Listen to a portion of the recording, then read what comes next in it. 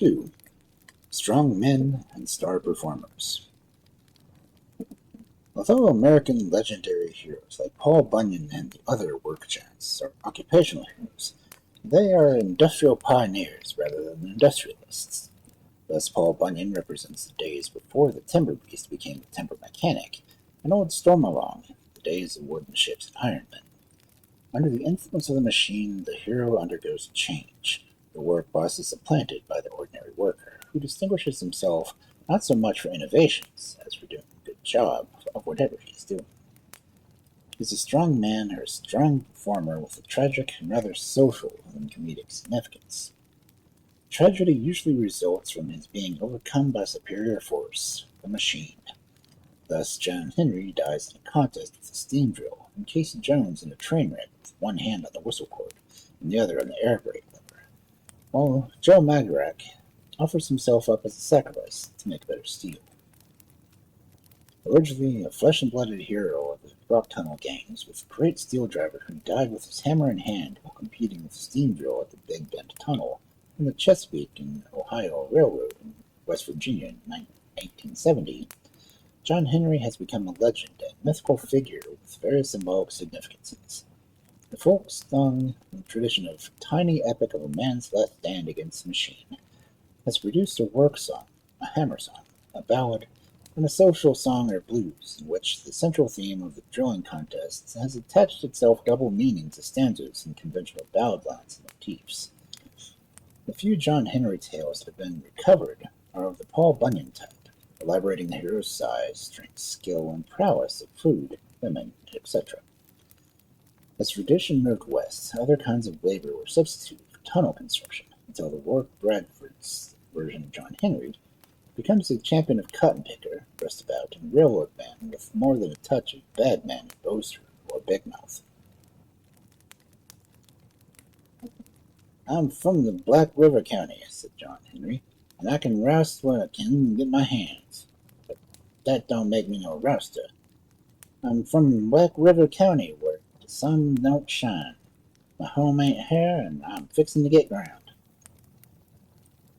"Excuse me for laughing, Captain," he said, "but that talk do sound funny. That wench might work with 10 men, but how about John Henry? I burned out all the men you got, and I burned them, and I can bend down that steam winch too.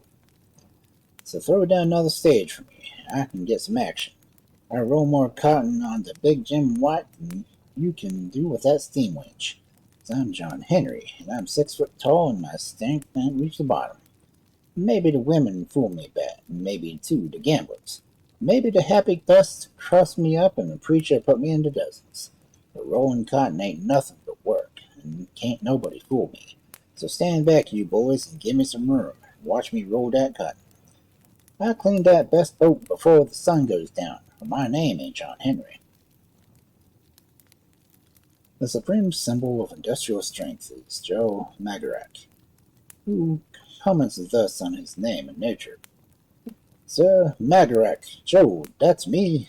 All I do is eat it and work it with some black jackass donkey." Symbolizes not only the power of steel, but the power of the men behind the steel, and the human basis for the basic industry. There is no glory comparable to poured iron and poured steel. The gushing of the fiery metal from the great wheel-like containers seems like the beginning of creation. This black container of molten iron is 20 feet high. The ladle advances on its overhead railway, and travels the container of molten iron. It moves forward on its track and then laterally and then down. The black container swings around slowly on its axle, and a man presses the lever. Then follows a sudden magnificence of poured metal. Like giant fireworks, 1,000 sparks fly from it. A river of white fire throwing off cascades of stars, and a fiery shower on all sides. On a greasy platform above the ladle are 2 men who operate it. They look down with indifference into its seething, deadly brightness. "My God," said, "a man fell into that once, and they buried him and all the tons of metal. Right here they had held the burial service."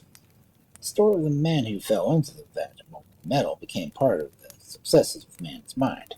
I have heard it told in different ways. They tell you of a man made into iron rails, and another who went into the structure of great buildings. This story is as old as time, It was a great bell which was once cast and recast and would not ring true until a human being was sacrificed to it.